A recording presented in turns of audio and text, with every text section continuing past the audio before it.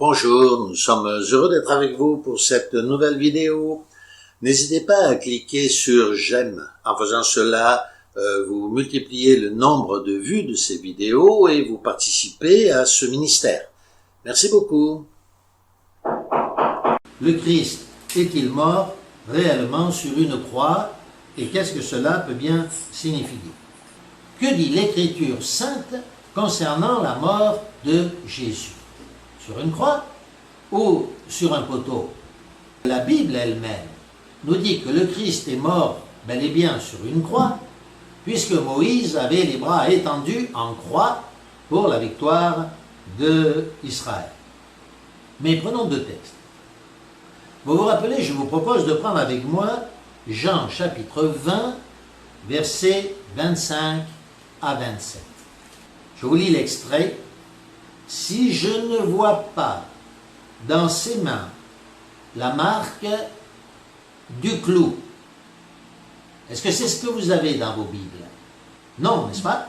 Ce n'est pas ce qu'il y a écrit. Il n'y a pas écrit « si je ne vois pas dans ses mains la marque du clou », mais il y a « si je ne vois pas dans ses mains la marque des clous ». Parce qu'il y avait plusieurs clous. Il est évident que si le Christ avait été cloué sur un poteau, il n'y aurait qu'un clou dans les mains. Mais Thomas est clair, et le Christ, lorsqu'il va lui répondre quelques jours plus tard, répond bien la marque des clous. Parce que les bras étendus nécessitaient deux clous. Et dans Ésaïe 62, verset 10, que je vous lis, il est écrit « Levez l'étendard pour les nations ». Levez l'étendard pour les nations, Isaïe 65, verset 10. Parce qu'un étendard était fait à cette époque-là de deux pièces de bois, une verticale et une horizontale, sur laquelle on accrochait un étendard, une pièce de toile qui flottait comme cela au vent à la verticale.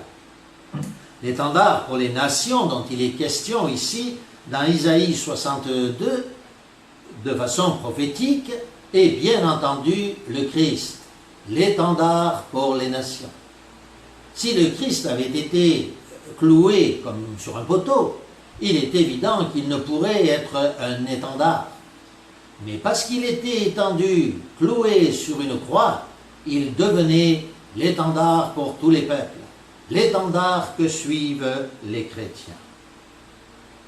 Un autre passage est celui d'Isaïe au chapitre 65, verset 2. Isaïe 65, verset 2 est un texte prophétique de la mort de Jésus-Christ. Écoutez la lecture de ce texte. Tout au long du jour, j'ai étendu mes mains vers un peuple rebelle. Alors je sais que certaines traductions écrivent autrement, mais le texte grec est clair et la Septante, la Bible originelle est claire, il est bien dit tout au long du jour, j'ai, moi, Jésus, étendu mes mains vers un peuple rebelle. Il s'agit ici de l'aspect prophétique, encore une fois, de la mort de Jésus-Christ. Et enfin, je vous propose de prendre un dernier texte sur cette question, Matthieu chapitre 27, verset 37. Matthieu chapitre 27, verset 37. Écoutez bien. Et c'est la parole sacrée. Pour indiquer le sujet de sa condamnation, on écrivit au-dessus de sa tête « Celui-ci est Jésus, le roi des Juifs ». Tout chrétien sait, n'est-ce pas, que cette phrase « Celui-ci est Jésus, le roi des Juifs » fut écrite en 4 langues et qu'il fallait qu'il soit visible de plus bas, d'assez loin, en 3 langues, pardon, pas en 4, en 3 langues. Donc celui-ci est le roi, et Jésus, le roi des Juifs, écrit en 3 langues, visible d'assez loin. Donc le panneau devait être assez large. Oui, mais comment pourriez-vous placer un panneau assez large au-dessus de la tête d'un condamné dont les bras se trouvent déjà au-dessus? On ne pourrait mettre le panneau qu'au-dessus de ses mains et non pas au-dessus de sa tête. Or, le texte de la Bible est assez clair, nous le relisons, on écrivit au-dessus de sa tête.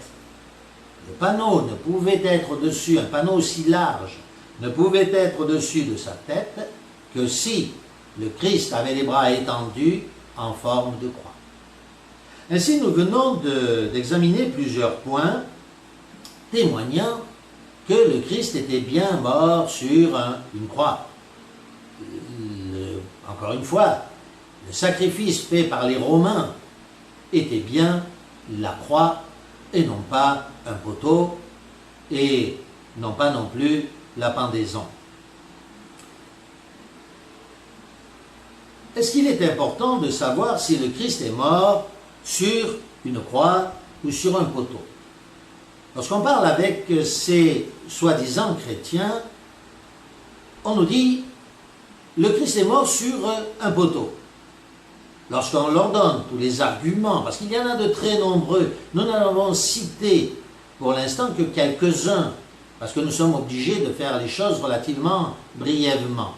Mais si vous faites des recherches, vous aurez des milliers de témoignages de toutes sortes, archéologiques, historiques, médicaux, des premiers chrétiens qui attestent que le Christ est bien mort sur une croix. Alors, lorsque nous amenons ces témoignages à ces personnes, au bout de quelque temps, elles nous disent « Oh, c'est pas très important ». C'est pas très important lorsqu'on amène les preuves que le Christ est bien mort sur une croix, mais pourtant c'est assez important pour eux pour faire de nombreux articles qui, soi-disant, prouveraient que le Christ est mort sur un poteau. Donc, si ce n'est pas important, pourquoi en parle-t-il? Pourquoi se différencie-t-il des autres chrétiens? S'il est mort, si le Christ est mort sur un poteau, il est mort sur un poteau. S'il est mort sur une croix, il est mort sur une croix. Tous les témoignages, et notamment ce que nous avons cité, ne témoignent que d'une chose, c'est que le Christ est bel et bien mort sur une croix.